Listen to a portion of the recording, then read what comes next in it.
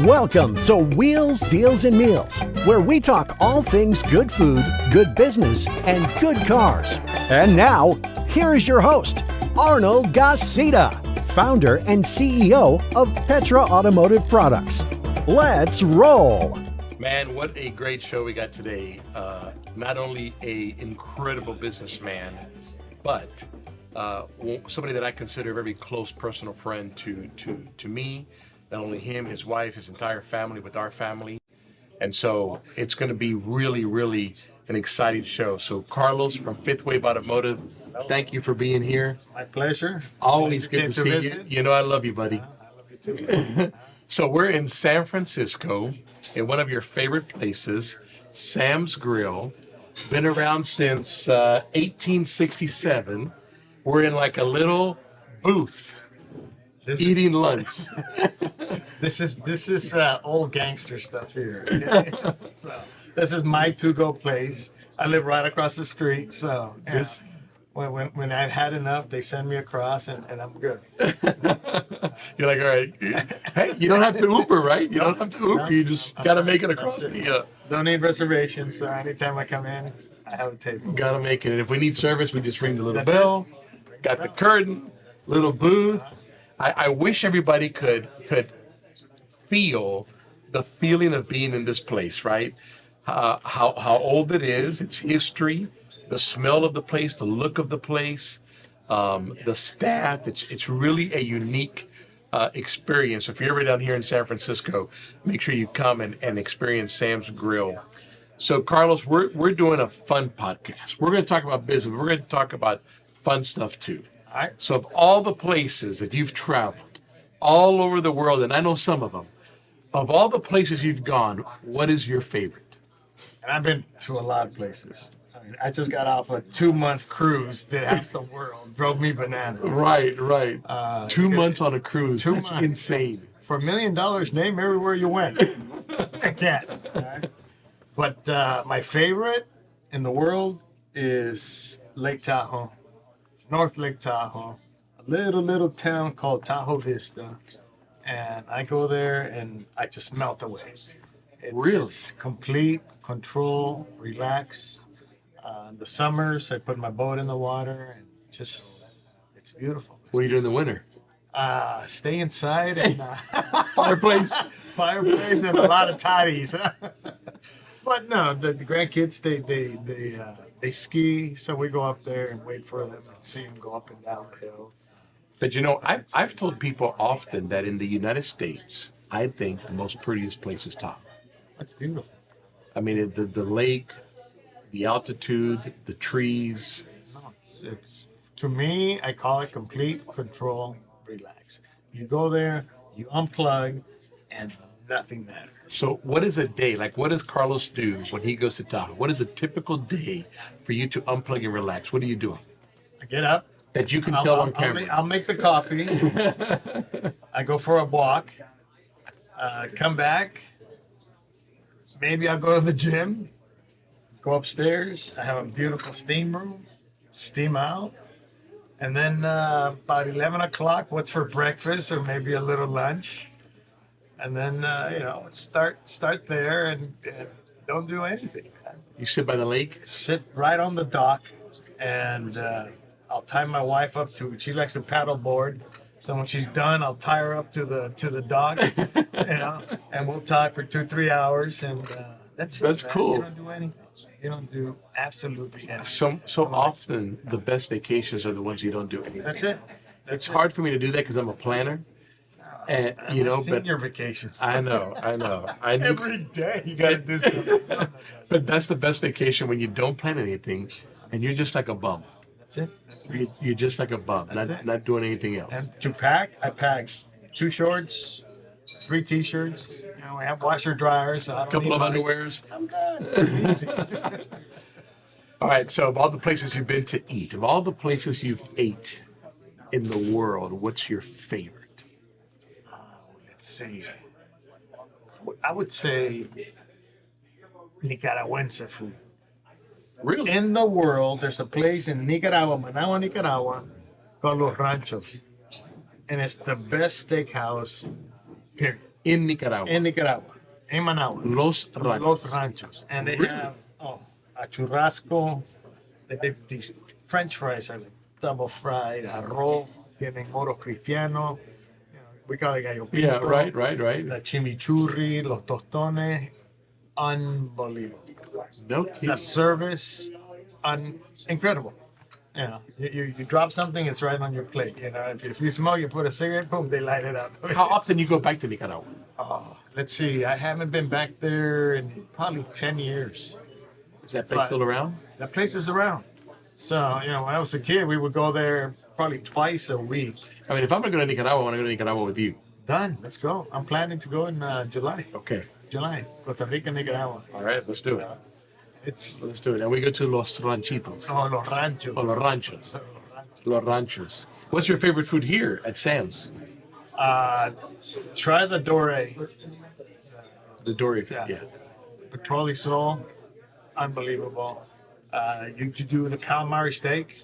They pound it out. Beautiful. It's all good, man. Salmon's good. They don't have refrigerators. All So fresh. every morning, you go out to I think it's Pier 10, and you go and they bring in the fish. You could go at 4:30 in the morning. I'll go with you. Go pick up fish. Everything that they caught. Everything fresh. Everything fresh. So, Wow. the bread, unbelievable. So it's living in the city has Well, its ups we're and going to downs. partake here in a minute. We got more food coming, but we're going to enjoy the meal here in a little bit. All right, so cars. You're a car guy. What's your favorite car? Of all cars, what's your favorite car? Let's see. I've had a lot of cars. I've seen in my some. collection. I've seen some. But you know what I did? So that Demon 170, I said I gotta have it. So I ordered me one. I put every option you could put on it. Came out to like $138,000. And I told my guys, we're not selling this one. It's mine. This is your baby. That's it. That's it. So Does your wife know this yet? yeah. Okay, I just thought maybe you were going to surprise her. I've always had Lambos, and I had the. Yeah, you gotta have it. You gotta Now I have have a nice little. I like the Ferrari I'm driving. it. Yeah. But besides that, I drive my own cars. I got Right. a nice plug-in Grand Cherokee right now. It's beautiful. I'm addicted to plugging it in. Make sure you never put down charge. No. I'm like, no, you got to charge it. Don't drive it if you don't charge it. So I think I'm up to 80 miles a gallon. I got 1,300 miles, and I still haven't put I still have like a quarter tank. It's a hybrid plug-in. So you are not that you're old, but you're an older car guy. I mean, I've had the privilege of seeing you in action. You are a car guy. Like if you look up in the dictionary, car guy, dealer guy, you are a car guy. I know the. How long have you been doing this? Let's see. Now 58, so 40 plus years. 40 years, 41 years. 40 years. How'd you get in this business? I need a job, man. I'll tell you a story. So, when I was a kid, I used to come to this restaurant at night on Fridays, and I would bring them tomatoes, lettuce, onions. That was your job. No, I had this friend of mine. She worked at Safeway, and they would throw out the crates. They would throw them out like on Tuesdays. Hey, don't smash them. I'll come pick them up. And then on Fridays, they would throw away all the old vegetables to get new ones for the weekend. So I said, don't smash them, don't throw them away. So I would go clean them, get them, put them back together, and come sell them at all these restaurants. They would buy them because they were busy. You got onions, you got tomatoes, blah, blah, blah. Let me see, boom, boom, boom, in and out, right? So, That's a great story. but I used to come to this restaurant, and so they were beautiful. They would feed me sometimes. These guys were good. So. So But, I got in the you're car out on the business. street selling vegetables. And that was me. I was 14, But that's 15. great. I mean, so much we I had learned. to, man. Look, when I was 14, I was selling snow cones. Wow. And then after that, I tried to sell furniture. I think I was 16 or 15. I couldn't even drive. I was selling furniture. I always got into selling, but So how'd you get to the 14. automotive world? I just needed to work. I was fortunate to be with somebody that was a salesperson, and I said, if he could do it, I could do it. So I went to my first interview, and it was Redwood City Dodge, and rest in peace, Gene Johnson. So this guy, I walk in and I said, hey, I'm here to apply for the sales job, right? So he goes, here's an application, fill it out. So I said, can I borrow a pen? He says, you don't have a pen. What are you talking about? You go to war without a gun. I'm like, sorry, sir. I have a pen in the car. I'll be right back, right? So I go get my pen. I say, you know what? I don't want to work for somebody like this. I don't. So I left, right? And here was my first circle, right? So then I went, second one, Pete Ellis Dodge. Right? This beautiful man, Rene Cordova, introduced myself. He hired me on the spot. I said, Annette, can I ask you, why did you hire me? He said, well, I saw you drive up. You're dressed well. When you open your wallet, you have a driver's license and a credit card. So I figure you're good people. And from there on, I took off. So you started there. That's your first job in the automotive industry as a salesperson? Selling cars. Yeah. Really? The sad thing today, though, with all the labor laws and everything that's happening, you could not do what I did. If I had to do it all over again, to do what I did, impossible, because they won't let you work, more than 8 hours, 10, double time. They send you home, So I would go in, and I was fortunate. I made a beautiful friend, and he was the parts and service director and body shop director, Larry Lacote. And I would get brief end with him. And this man, he would show me repair orders. This car will make it. This car will make it. Call this customer. Call this customer. In the morning, I get there at 6:30 in the morning, have coffee with him. I go over the repair orders, appointments, who's coming in. I would have 3 or 4 cars lined up, and instead of the shuttle taking them, I would take them. Give me this guy, I'll take him to work, home, whatever. So I would work that. I would work the body shop. I would work my shifts. But 6:30, and then they would have to kick me out. 11 o'clock at night, they would close the store. They would page me. Go home. Get out of here. So you started at what time? 6? 6:30 to 11 o'clock at night? Till whenever they would kick Whenever me they out. kick you out. Yeah. But you're there, and I would sell, and I really started traveling then because they would put up a contest. Vegas, this, the other, Hawaii. I would win them all. Every single, I don't care what they put up, I would do it. So, and from there, I worked for Pete for a long time, and then this other gentleman, Hank Torian, I worked for him, and it was just between Pete and Hank. It was like, one would want me more than the other one. So it was beautiful relationships that I had with them, but I worked, and I grew up. And it's funny that you say that, because not funny, but reality, right? Because same thing with me, right?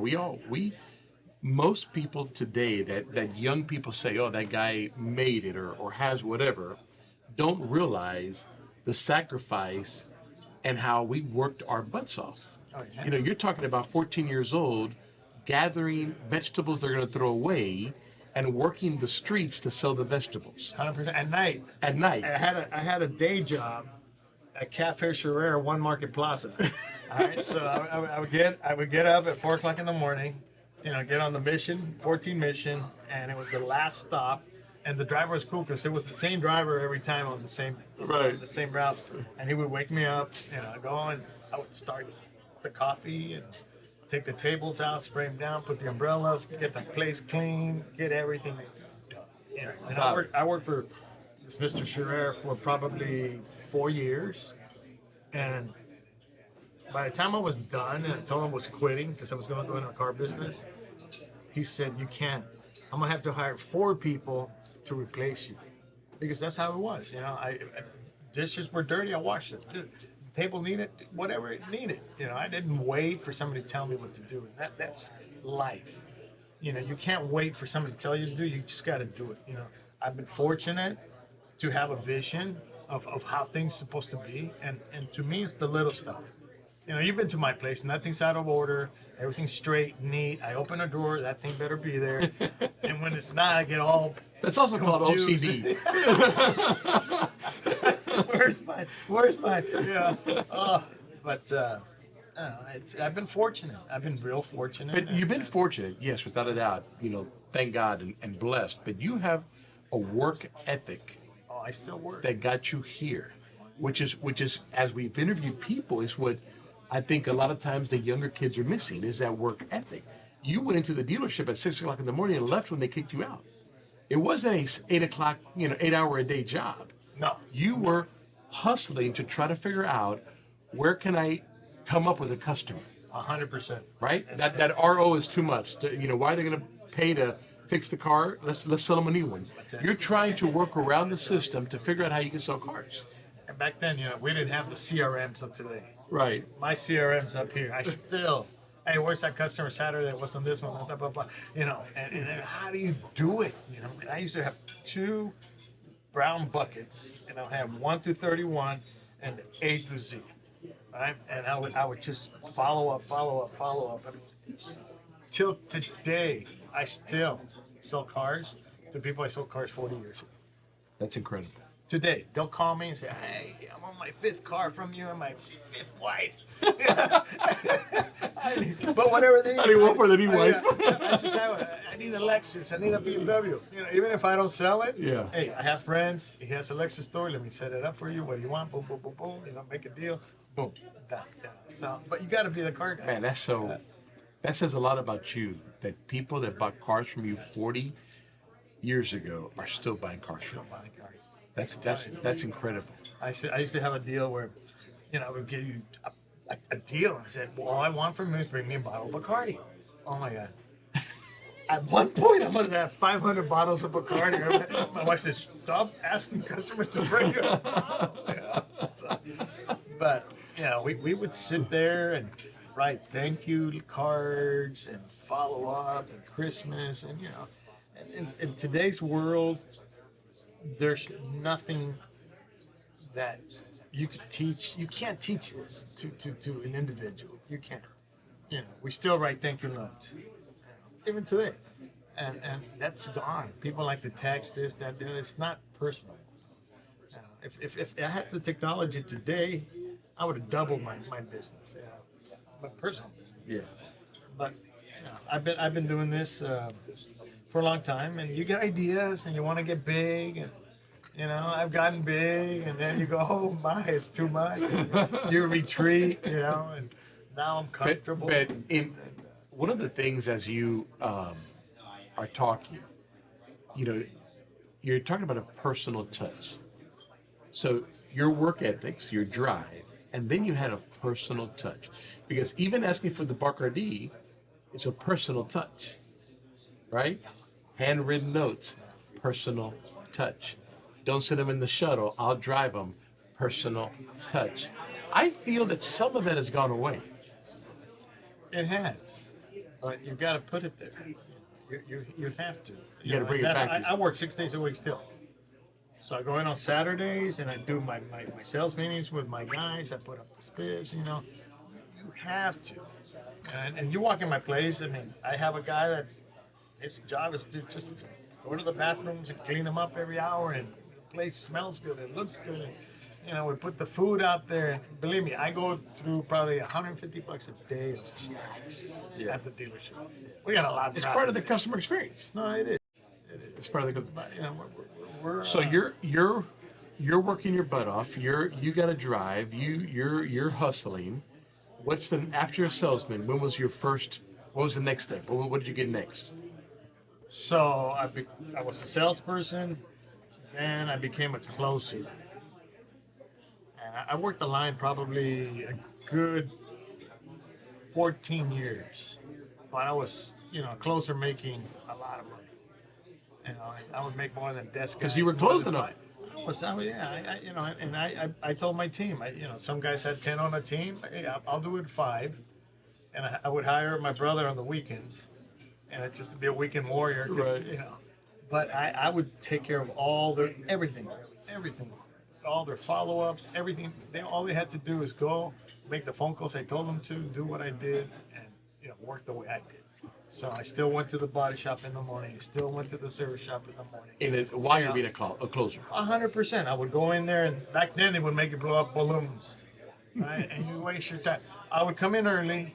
I'd blow up 150 balloons, have them all done, so my team wouldn't have to do anything. take them to breakfast in the morning, feed them till they were full, so that I don't have to like I'm going to lunch. None of that stuff. They were ready. Snacks, I had burritos, you name it, I had it there. We were going to war every day. Yeah. And then after that, I got lucky, and you know, there was a F&I position open, and I went in there, and there was a desk job open. I went there. So sales to closer to F&I, F&I. and then Sales manager. sales manager. Then became a GSM.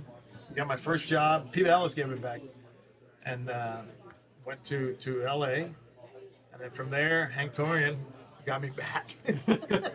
The back and forth. And gave me my that was he gave me a Hayward Dodge, and it was. Is that your first store where you became a partner? No, I actually from there we sold it to AutoNation, and then became a partner in Folsom. So I built that one. That was my Folsom was your first one. my first store. And how was that? Beautiful, man. Memories. I designed every single thing in there. Everything. Where the key machine went, everything was flush, neat. I mean, that thing, 100%. Yeah. It was a great store. It is. It's a great store. That's actually where I met you. Oh, yeah. That's where I met you. Office in the second floor, right? Yep. Yeah. That's actually where I The only mistake I made, I did the kids' play center below my office. Oh, it was horrible. Kids yelling and screaming. And so I had to take that out and move it to the other side. But besides that, it was perfect. That's great. That's great. You know, what do you obviously 40 years in this have seen a lot of change, right? I think our industry changes all the time. I think every industry changes, and if you don't change quickly enough, you're going to be in trouble. But what is something that's not so good that you're seeing change now that we kind of wish we still had? Well, right now, you know, it's just like the one-on-one relationships you used to have with the manufacturer. They're not. You know, before they used to say, "Hey, I'm gonna order 4,000 PT Cruisers, put them at the port. I'm gonna incentivize the shit out of them. All right, I want you to take 50, but as you run out, we're gonna be feeding them to you." It was a game plan. Right now, I don't have a game plan. They don't have a game plan. You know, so it's to the point where they got to figure out how are they going to get into the game. I'm talking about my product. Sure. You know, so, you know, you go from an 8% share to a 4% share, and I'm in California. I'm here in the Bay Area. This thing is infested by Teslas, man. So, you know, I'm out there trying to, you know, do the plug-in deal, and it sells, but it's not. I don't have the product. Yeah. You know, and now they're telling me, and I found out from Automotive News, hey, if you want to sell a gas car, you're going to have a sold order only. We won't send you one. I'm like, you got to be kidding me. So that's one aspect. The business is the same thing. The only difference is computers. All right? I tell you, and I couldn't desk a deal today because you got to run this OFAC, you got to run this, you got to plug in the trade-in, you got to do this, you got to send it over here, you got to, oh my God. Where's the paper? Where's the paper? That's about that much stuff the customer has to sign before you get the offer out there. Run the credit here. It's incredible. So, you know, but I still know what a deal looks like. I can still see a good trade, you know, a customer, their emotions, and you know, you have to. You know, That's the thing that you mentioned you can't teach. You can still see it. You can feel it. Does that drive you crazy sometimes? Because I'll tell you that it drives me crazy sometimes, right? So a good leader, we got to let people lead. We got to let people do their thing. But man, there are so many times that you bite your tongue because you're like, you know what to do. It's second nature to you. You got it right back here. You see it, you feel it, your hairs are going up. Or for those that have hair, your hairs are going up, right? And you see that sometimes they don't get it. No, I put pressure, but I keep my thumb on them gently. I won't pop them, but they know when I'm there, it's business. You know, so I love my salespeople. I love my man. I mean, I have a good crew. They've been with me forever. Yeah. I mean, my partner today, you know, since he was 18. Yeah. You know, my brother-in-law since he was 17. You know, and I've had, you know, I was fortunate that I could send my kids to, you know, they went to college. I never went to college. So they went off, and I said, go pursue whatever you want. You know, and they did. And they got double majors and came back, and they want to be in the car business. So today, one runs one, the other one runs the other one. I have my nephew. It's all family. My brother. So everybody's is around me, but we run a good, tight operation. So The good old-fashioned way. you have to. Yeah. And right now I'm scared. You know, I had a bunch of cars and orders, and they all appeared at the same time. So we got cars. Now we don't have an inventory problem. Yeah, no. There's no inventory problem right now. Interest rates are so high. Oh man. Hey, so if somebody's starting out in this business, first time in the automotive business, what are 3 things that you would give them as advice? What are the 3 points you'd give them as advice to make it in this business? If you're a young kid, and this is what I tell my I got young kids that are making 20 grand a month, right? And what they do, they're buying Gucci belts and this, and they're buying Rolexes, and they're going crazy. I say, first of all, you got to save your money, period, because you never know, right? So, to me though, is when you come to work, give me 3 real hours of work. You know, because you come in for 8 now, you got to punch in a clock, I got to pay you $15.50 an hour, and then you got some type of commission. Yeah. So it's not like when I was going, Right. you got 0. You started the month, you had nothing. You got to work it. All right, you were in 1 week into the month, you still had 0 cars out. You were at freaking Wendy's having crackers with ketchup and water, bro, because it was free back then, right? I went through days where, shush, I'm hungry. I know. And I have no money, right? So, I tell these kids, give me 3 hours and work. Save your money. And then you got to visualize what you want. You know, when I put out a deal for the month, sell this, do that, and it's certain cars I have to sell. If you could see, hey, I can make $7 grand just moving this, plus my $15.50 an hour, whatever that is, 3 more grand a month. That's 10. If I hit this, you can make it to 20 grand easy. But you got to see it, visualize it, believe it, and go after it. Some of these guys come in not there. You got to shake them a little, bring them into the conference room, and give them some air and slap them a little and put their heads together and go. Yeah. Because regroup. Very sensitive. Right. I wasn't a sensitive kid when you growing up. Not only were we not sensitive, but we weren't sensitive because nobody really cared, right? We were growing in this business. Is you either did it or you didn't. You either work. Life. What do you see when people today come in and apply for a job? What are you looking for? What's one thing you want to see? Thank you very much. Thank you. Enjoy. Thank you. Well, if you're going to come for an interview, at least be dressed. For the part. For the part. Right? These kids that don't comb their hair, they come in t-shirts and shorts, and what are we doing? So, I don't hire any, I go looking for people. Recruit. So, I recruit, and then we put them into BDC, and from there we can graduate to the field. So, I have a perfect kid, hardworking kid, and he was my lot porter and washed cars for 2 years. And he said, I want to sell cars. I want to sell cars. I want to sell cars.